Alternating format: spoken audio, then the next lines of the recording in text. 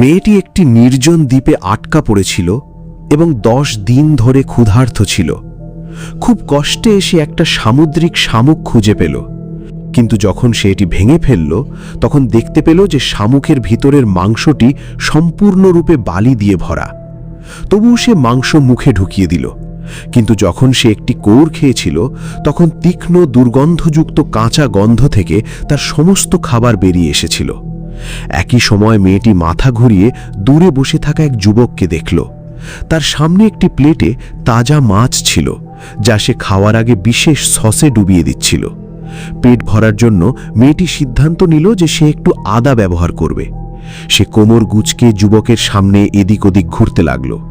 কিছুক্ষণের মধ্যেই যুবকটি তাকে নিজের কাছে ডাকল, কিন্তু ঠিক সেই মুহূর্তে যুবকটি মেয়েটির সামনে একটি অদ্ভুত শর্ত রেখেছিল। সে মেয়েটিকে বলল যে তাকে আগে চুমু দিতে হবে। মেয়েটি ভাবল এতে তার কি ক্ষতি হবে, এবং তারপর সে নিজেই এগিয়ে এসে তাকে একটি মিষ্টি চুম্বন দিল।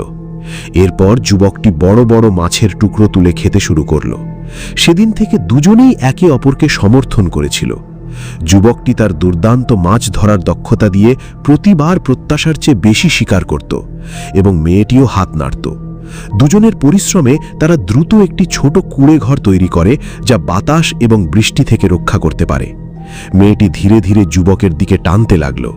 এমনকি ঘুমানোর সময়ও দুজনেই অজান্তেই একে অপরের সাথে চেপে ধরে শুয়ে পড়ত। কিন্তু কিছুক্ষণ পর একটি দুর্ঘটনা ঘটে। একদিন যুবকটি যথারীতি মাছ ধরতে গিয়েছিল। কাজ শেষ হওয়ার পর তিনি সমুদ্রের ধারে একজন লোককে অজ্ঞান অবস্থায় খুঁজে পান এবং তাকে উদ্ধার করে তার কুঁড়ে ঘরে নিয়ে যান। মেয়েটি লোকটিকে দেখার সাথে সাথে পাগলের মতো দৌড়ে তার কাছে পৌঁছেছিল, এবং দুজনের আচরণ দেখে যুবক বুঝতে পারল যে তারা আসলে স্বামী স্ত্রী। যুবকের হৃদয়ে অদ্ভুত একটা চাপ ফুটে উঠল। ঠিক সেখানেই মৃত্যুর মুখ থেকে বেঁচে থাকা সেই লোকটির নাম ছিল জ্যাক। এই নির্জন টাপুতে 10 দিন ধরে একা বসবাসকারী ম্যানুয়েল এবং তার স্ত্রী জেনিফারের উপর সন্দেহ হয়েছিল। তার সন্দেহ হল যে তার অনুপস্থিতিতে জেনিফার এবং ম্যানুয়েলের মধ্যে কিছু একটা ঘটেছে। আচ্ছা, জ্যাকের কাছে লাইটার ছিল। সে আগুন জ্বালাতে শুরু করল।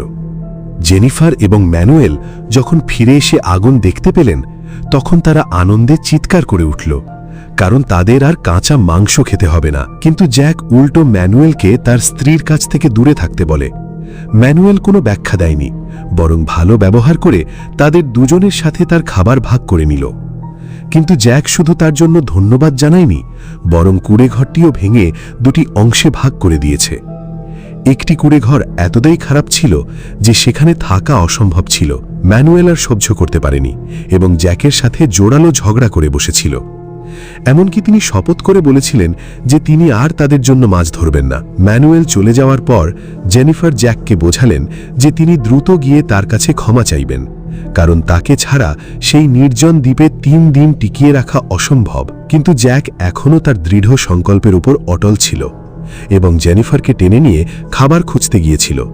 তিনি যে কোনো মূল্যে প্রমাণ করতে চেয়েছিলেন যে তিনি নিজের স্ত্রীর যত্ন নিতে পারেন, কিন্তু শীঘ্রই তার পরিণতি ভোগ করতে হয়েছিল।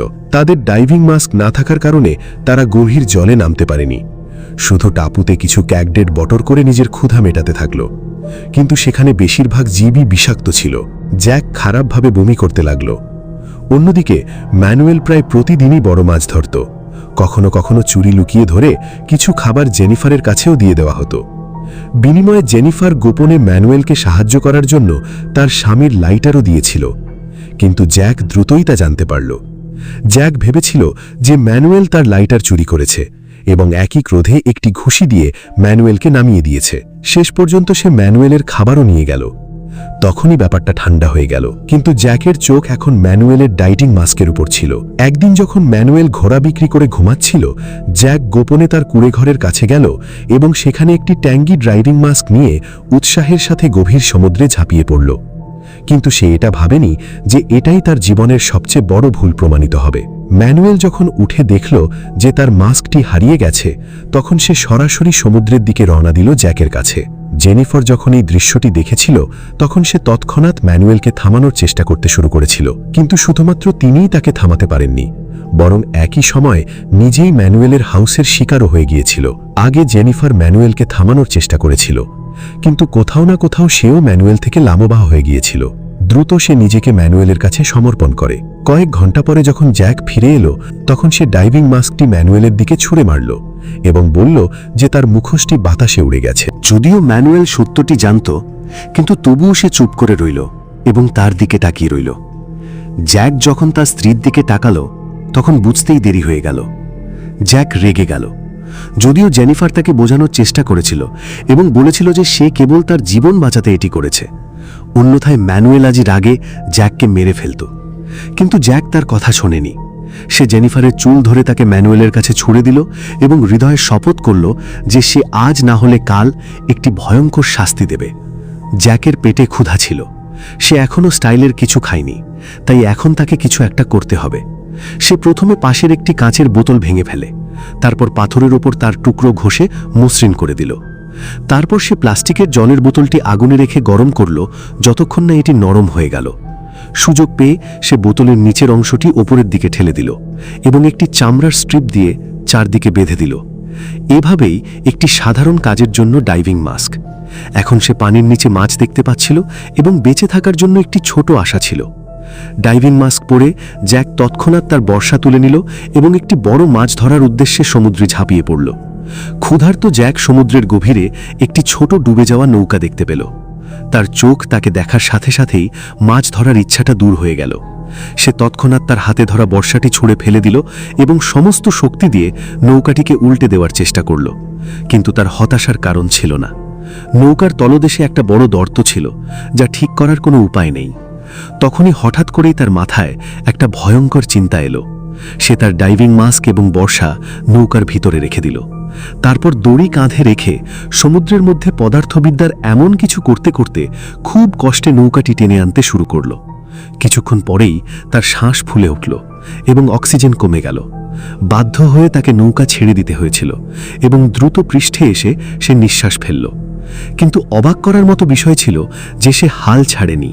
একটা দীর্ঘ নিঃশ্বাস ফেলে সে আবার নিচে নেমে গেল এবং নৌকাটিকে টেনে ধরে তীরের দিকে এগিয়ে এলো। অবশেষে অনেক পরিশ্রমের পর তিনি নৌকাটিকে জল থেকে বের করে আনতে সক্ষম হন এবং সমস্ত শক্তি দিয়ে এটিকে তীরে নিয়ে যান। এটা দেখে বাকি দুজন দৌড়ে এসে সাহায্য করল। কিন্তু জ্যাক এতটাই ক্লান্ত ছিল যে সে তাদের নৌকার কাছে ঘুরে বেড়াতেও চাইছিল না। সে নৌকাটি দূরে সরিয়ে নিল এবং তারপর কিছু ধারালো জিনিস দিয়ে নৌকার ভাঙা অংশটি পূরণ করার চেষ্টা করল। অদ্ভুত ব্যাপার হলো, সে জানত যে নৌকাটি যতই মেরামত করুক না কেন তার সমুদ্র অতিক্রম করতে পারবে না। ক্ষুধার্ত তার পেট পিঠের সাথে লেগেছিল। তিনি অত্যন্ত মনোযোগ এবং গুরুত্ব সহকারে মেরামত করতে থাকলেন। দ্বিতীয় দিনের মধ্যে সে প্লাস্টিকের চাদর দিয়ে গর্তটি বন্ধ করে দেয় এবং এমনকি একটি টানটান সংকুচিত পালও তৈরি করে। হারাতের জন্য তার পরিশ্রম সফল হয়েছিল এবং নৌকাটি সত্যিই ঠিক হয়ে গিয়েছিল। এটা দেখে ম্যানুয়েল ভয় পেয়ে গেল, কারণ এই দ্বীপে আটকা পড়ার আগে সে জাহাজের একজন সাধারণ কর্মী ছিল। জ্যাক যদি সত্যিই ফিরে গিয়ে সাহায্য নিয়ে আসে তাহলে তাকে ছেড়ে যাবে না। পরের দিন যখন জ্যাক মাছ ধরতে গিয়েছিল, তখন ম্যানুয়েল এবং জেনিফার একসাথে তার নৌকা চুরি করে সেখান থেকে পালিয়ে যাওয়ার প্রোগ্রাম তৈরি করেছিল। কিছুক্ষণের মধ্যেই দুজনে ছোট নৌকাটিকে তীরে ঠেলে দিল। যদিও জ্যাক তাৎক্ষণিকভাবে তাদের দেখতে পেলেও দূরত্ব তাকে সময় মতো থামাতে পারেনি। যখন সে সেখানে পৌঁছালো, তখন ম্যানুয়েল জেনিফারকে নিয়ে খোলা সমুদ্রে চলে গিয়েছিল। অদ্ভুত ব্যাপার হলো, জ্যাক এখন বেঁচে থাকার সুযোগ হারিয়ে ফেলেছে। সে চিরতরে এই দ্বীপে আটকে ছিল, কিন্তু তবু তার মুখে হতাশার ছাপ ছিল না। বরং সে একটা অদ্ভুত হাসি দিয়ে চেয়ারে বসে পড়ল এবং ভাসমান নৌকার দিকে তাকিয়ে রইল। জ্যাকের এই অদ্ভুত আচরণ দেখে দুজনেই বুঝতে পারছিল না। প্রথমে তারা ভেবেছিল যে সে রাগে পাগল হয়ে গেছে, কিন্তু শীঘ্রই জেনিফার বুঝতে পারল যে কিছু একটা ভুল হয়েছে। তখনই তারা দুজনেই দেখতে পেল যে জ্যাক আসলে নৌকাটি ঠিক করেনি। নৌকাটি কিছুক্ষণের মধ্যেই ডুবে যাবে। জীবন বাঁচাতে দুজনে সমুদ্রে ঝাঁপিয়ে পড়ে এবং পূর্ণ শক্তিতে দ্বীপের দিকে সাঁতার কাটতে থাকে। এদিকে জ্যাক তাদের কষ্টার্জিত কুঁড়েঘরটি পুড়িয়ে ফেলে এবং আরামে ভাজা মাছ খেয়েও কোনো তাড়াহুড়ো দেখায়নি। অন্যদিকে জেনিফার এবং ম্যানুয়েল সাঁতার কাটতে ক্লান্ত হয়ে পড়েছিল, কিন্তু তবুও তারা দুজনেই হার মানেনি এবং কোনোভাবে টাপুতে ফিরে এসেছিল। জ্যাক দেখল যে ম্যানুয়েল উপকূলে পৌঁছেছে। সে তৎক্ষণাৎ মাছ ধরার বর্শা তুলে তার উপর আক্রমণ করার চেষ্টা করল। যদিও ম্যানুয়েল শক্তিশালী এবং ফিট ছিল, ঘণ্টার পর ঘণ্টা সমুদ্রের মধ্যে সাঁতার কাটার কারণে তার শরীরে আর কোনো প্রাণ অবশিষ্ট ছিল না। বর্শাটি আঘাত করার সাথে সাথে ম্যানুয়েল একটি বেদনাদায়ক চিৎকার করে এবং সরাসরি সমুদ্রে পড়ে যায়। জ্যাক তৎক্ষণাৎ পিছু হটে এবং তার বুকের মধ্যে বর্শাটি শক্ত করে আটকে দেয়। কিছুক্ষণের মধ্যেই সমুদ্রের জল লাল হয়ে যায়। ম্যানুয়েলের গল্প এখানেই শেষ। জ্যাক তারপর জেনিফারকে বেঁধে কঠোর শাস্তি দেয়। জেনিফার বুঝতে পারল যে এই নির্জন দ্বীপে বেঁচে থাকার জন্য তাকে জ্যাকের কথা মানতে হবে। তার চোখে ভয় ও নম্রতা স্পষ্ট দেখা যাচ্ছিল। কিছুক্ষণ পর জ্যাক তার স্ত্রীর অবিশ্বাস্যতাকে ক্ষমা করে দেয়। দুজনে আবার বালিতে একটি ছোট কুঁড়েঘর তৈরি করে এবং কঠোর পরিশ্রম করে জীবনযাপন করতে শুরু করেন। দিনরাত কাজ করে দুজনেই সাধারণ কিন্তু নিরাপদ জীবনযাপন শুরু করেন। কিছুক্ষণ পর একজন পর্যটক সেই নির্জন দ্বীপে এসেছিলেন। সেই সময় জ্যাক মাছ ধরার জন্য সমুদ্রে গিয়েছিল। এখানে জেনিফার কখনো স্বপ্নেও ভাবেনি যে কেউ আসবে। সে খুশিতে লাফিয়ে কুটিরের বাইরে চলে গেল। পর্যটক তাকে তার নৌকায় বসিয়ে দিল। জেনিফার আনন্দ এবং ক্লান্তি উভয়ই অনুভব করছিল। না জানি কত মাস পর আজ সে পেট ভরে খাবার খেয়েছে। ঠিক সেই সময় জ্যাক সমুদ্র থেকে মাথা বের করে দেখল টুরিস্টের নৌকা তার পাশ দিয়ে যাচ্ছে। ঠিক তখনই তার দৃষ্টি নৌকায় জেনিফারের দিকে গেল। সে জেনিফারকে ডাকল, কিন্তু জেনিফার জ্যাকের দিকে মোটেও মনোযোগ দেয়নি। একই সাথে সে জ্যাকের লাইটারও নিয়ে এসেছিল। জ্যাক জেনিফারকে ডাকতে থাকল, কিন্তু জেনিফার ধীরে ধীরে তার চোখ থেকে বেরিয়ে গেল। কেন জেনিফার তার স্বামীকে সেই নির্জন দ্বীপে একা মরতে রেখেছিল? আপনার মতামত আমাদের মন্তব্য করে অবশ্যই বলুন।